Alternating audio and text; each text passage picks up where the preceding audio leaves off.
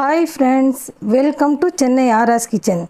நான் இன்றைக்கி டேஸ்டியான பொட்டாட்டோ பன்னீர் கிரேவி செஞ்சுருக்கேன். இது வந்து சப்பாத்தி கூட சாப்பிட்டா ரொம்ப சூப்பராக இருக்கும். நீங்கள் ஒரு வாட்டி செஞ்சிட்டிங்கன்னா அடிக்கடி செய்யலான்னு தோணும் உங்களுக்கு. வாங்க இந்த டேஸ்டியான பொட்டாட்டோ பன்னீர் எப்படி செய்கிறதுன்னு பார்க்கலாம். பாருங்கள் ஃப்ரெண்ட்ஸ், இப்போ வந்து நான் ஆலு பன்னீர் பண்ணுறதுக்கு 200 கிராம் வந்து பன்னீர் எடுத்திருக்கேன். 300 கிராம் வந்து உருளைக்கிழங்கு எடுத்திருக்கேன். இந்த உருளைக்கிழங்கு வந்து 2-3 கட் பண்ணிவிட்டு குக்கரில் வந்து ஒரு 2 விசில் விட்டு நான் தோல் நீக்கி வச்சுருக்கேன். இப்போ இதை நம்ம மேஷ் பண்ணி தான் சேர்க்க போகிறோம். ஏன்னா இந்த ஆலு பன்னீருக்கு பரோட்டாக்கு சாப்பிட்றதுனால நம்ம வேக வச்சு போட்டால் தான் இது நல்லாயிருக்கும். அப்புறமா 2 தக்காளி, இந்த தக்காளி அளவுக்கு தான் இது ஒரு 3 வெங்காயம் எடுத்து நான் கட் பண்ணி வச்சுருக்கேன். இது நம்ம மிக்ஸி ஜாரில் சேர்த்து அரைக்க தான் போகிறோம். அப்புறமா ஒரே ஒரு பச்சை மிளகாய், இதுவும் நம்ம இதில் சேர்த்து தான் அரைக்க போகிறோம். பாருங்கள், ஒரு துண்டு இஞ்சி, ஒரு 15 பல்லு போல் பூண்டு இருக்குது. எல்லாமே நம்ம மிக்ஸி ஜாரில் ஒன்றா சேர்த்து தான் அரைச்சிட போகிறோம். அதுக்கப்புறம் வந்து 2 பட்டை, 2 ஏலக்காய், 2 லவங்கம், தேவையான அளவு உப்பு, அப்புறம் வந்து ஒரு அரை ஸ்பூன் வந்து மிளகுத்தூள், அரை ஸ்பூன் சீரகத்தூள், ஒரு 3/4 ஸ்பூன் அளவுக்கு கரம் மசாலா, அப்புறமா 2 ஸ்பூன் தனியாத்தூள், 1/4 ஸ்பூன் மஞ்சள் தூள், ஒரே ஒரு ஸ்பூன் வந்து மிளகாத்தூள் சேர்க்க போகிறேன். நம்ம பெப்பர் பவுடரும் போடுறோம், ஒரு பச்சை மிளகாவும் போடுறோம், அதனால 1 ஸ்பூன் போதும். இது 200 ml தான் இருக்குது, அதனால. அப்புறமா ஒரு 100 mlக்கு நம்ம ஆயில் எடுத்துக்கலாம். சும்மா ஒரு கொஞ்சமாக கசூரி மேத்தி, இது வந்து நம்ம பன்னீர் போட்டதுக்கப்புறம் இது போட்டால் தான், பன்னீர் செய்கிறப்போ இந்த கசூரி மேத்தி போட்டால் தான் வந்து இந்த ஃப்ளேவர் வந்து கொஞ்சம் நல்லா இருக்கும், ரெஸ்டாரண்ட் ஸ்டைல் மாதிரி இருக்கும். கடைசியாக தூக்கிறதுக்கு கொஞ்சமாக கொத்தமல்லி. வாங்க எப்படி செய்கிறதுன்னு பார்க்கலாம். பாருங்கள் ஃப்ரெண்ட்ஸ், இப்போ வந்து விரிவான கடாய் தான் வச்சுருக்கேன். அதில் நம்ம எடுத்து வச்சுருக்கிற எல்லா ஆயிலுமே சேர்த்துக்கலாம். இப்போ ஆயில் கொஞ்சம் நல்லா காயட்டும். பாருங்கள், நம்ம போட்ட ஆயில் காஞ்சிடுச்சு. இப்போ நம்ம எடுத்து வச்சுருக்கிற 200 கிராம் வந்து பன்னீர் இதில் சேர்த்துக்கலாம். எப்போ சொல்கிற மாதிரி தான், பன்னீர் எப்போ செஞ்சாலும் நம்ம ஆயிலில் ஒரு வாட்டி ஃப்ரை பண்ணி வச்சுட்டோன்னா இந்த மில்கோட ஸ்மெல்லாம் போயிடும். அதனால தான் சேர்க்குறேன். நம்ம இப்போ கொஞ்சம் கலர் மாறினோடனே எடுத்துக்கலாம். கோல்டன் ப்ரௌன் ஆகணும்னு தேவையில்லை, நம்ம கலர் மாறினோடனே நம்ம எடுத்துக்கலாம். பாருங்கள் ஃப்ரெண்ட்ஸ், இப்போ வந்து நம்மளுக்கு கலர் கொஞ்சம் சேஞ்ச் ஆகிடுச்சு. நல்லா கோல்டன் கலர் ஆகணும்னு தேவையில்லை. நம்ம இந்த ஸ்டேஜில் வந்து ஸ்டவ் சிம்மில் வச்சுட்டு நம்ம இதை எடுத்துக்கலாம். இந்த அளவுக்கு நம்ம பொரிஞ்சால் போதும் நம்மளுக்கு. பாருங்கள் ஃப்ரெண்ட்ஸ், இப்போ நம்ம வந்து பன்னீர் எடுத்தாச்சு. இப்போ வந்து 2 பட்டை, 2 ஏலக்காய், 2 லவங்கம், ரொம்ப சின்னதாக தான் எடுத்திருக்கேன். இது நம்மளுக்கு போதும். இதை போட்டுடலாம். அப்புறமா வந்து 3 வெங்காயம், 2 தக்காளி, இஞ்சி பூண்டு, ஒரே ஒரு பச்சை மிளகாய் சேர்த்து நம்ம மெலிசா நான் இப்படி அரைச்சி எடுத்து வச்சுருக்கேன். இப்போ நம்ம இதை சேர்த்துக்கலாம். ஸ்டவ் சிம்மில் வச்சுட்டு சேர்த்துக்கோங்க, இல்லைன்னா மேலே தெறிக்கும். பாருங்கள், இப்போ நம்ம சேர்த்தாச்சு. வெங்காயமும் இஞ்சி பூண்டும் தக்காளி இது எல்லாமே நல்லா நைஸாக அரைச்சி எடுத்துட்டோம். இப்போ இதை சேர்த்துட்டு கொஞ்சம் நேரம் நல்லா கிளறி விடலாம். பச்சை வாசனை போகிற அளவுக்கு நம்ம கிளறி விட்டுக்கலாம்.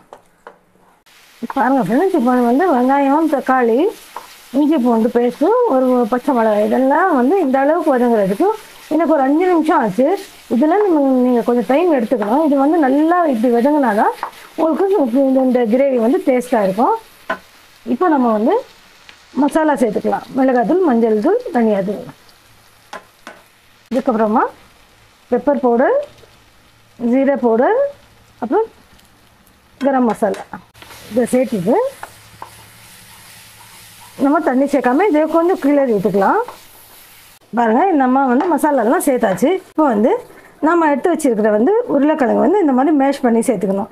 கட் பண்ணி சேர்க்கக்கூடாது, இந்த மாதிரி மேஷ் பண்ணி தான் சேர்த்துக்கணும்.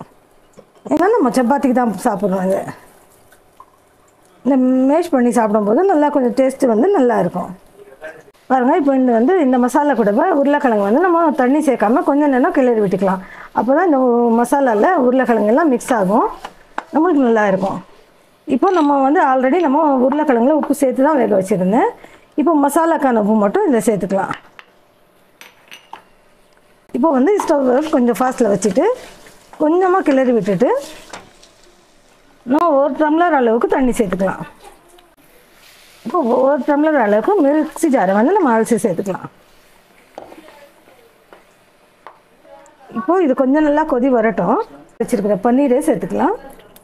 உருளைக்கிழங்கு போட்டாச்சு, மசாலாலாம் நல்லா மிக்ஸ் ஆகிடுச்சு. இப்போ வந்து நம்ம எடுத்து வச்சுருக்கிற பன்னீர் சேர்த்துக்கலாம். ஸ்டவ் சிம்மில் வச்சு சேர்த்துக்கோங்க, இல்லைன்னா மேலே தெறிக்கும். இது இப்போ வந்து நம்ம பன்னீர் சேர்த்தாச்சு. இந்த பன்னீர் சேர்த்த உடனே வந்து நம்ம எடுத்து வச்சுருக்கிற கசூரி மேத்தி சேர்த்துக்கலாம். இது வந்து ஃப்ளேவரை வந்து பன்னீர் சேர்க்கும் போதே சேர்த்துட்டோன்னா நல்ல ஃப்ளேவர் வந்துடும். எப்போவுமே பன்னீர் செஞ்சீங்கன்னா நீங்கள் கசூரி மேத்தி சேருங்க. சேர்த்தா நல்லா இருக்கும், டேஸ்ட் ரிச்சாக இருக்கும். இப்போ நம்ம கொஞ்சம் நேரம் மூடி வைக்கலாம். அப்படியே நல்லா கொதிக்கட்டும். கொதித்து எண்ணெய் பிரிஞ்சு வந்த உடனே தான் அது நம்மளுக்கு ரெடி ஆகிடுச்சின்னு அர்த்தம். இப்போ நம்ம கொஞ்சம் ஸ்டவ் ஃபாஸ்ட்டில் வச்சுட்டு நம்ம மூடி வைக்கலாம். ஒரு 5 நிமிஷம் மூடி வைக்கலாம். இப்போ மசாலா எல்லாமே சேர்த்தாச்சு. இது வந்து ஒரு 5 நிமிஷம் கொதிக்கணும். கொதிச்சா இன்னும் கொஞ்சம் கட்டியாகிடும். நம்மளுக்கு இந்த அளவுக்கு இருந்தால் போதும். இது கொதிச்சா இன்னும் கொஞ்சம் கட்டியாகிடும். அதனால் ஒரு அரை கிளாஸ் அளவுக்கு நான் தண்ணி சேர்த்துக்கிறேன். தண்ணி சேர்த்துட்டு நம்ம மூடி வச்சிடலாம். பாருங்கள், எண்ணெயெல்லாம் பிரிஞ்சு வந்திருக்கு. நம்மளோட மசாலாலாம் நல்லா மிக்ஸ் ஆகிருக்கு. நம்மளோட பொட்டாட்டோ பன்னீர் கிரேவி ரெடி ஆகிடுச்சு. நம்ம வந்து போட்ட ஆயில் வந்து அழகாக பிரிஞ்சு வந்திருக்கு. உங்களுக்கு இப்போ வந்து நம்ம ஸ்டவ் ஆஃப் பண்ணிக்கலாம்.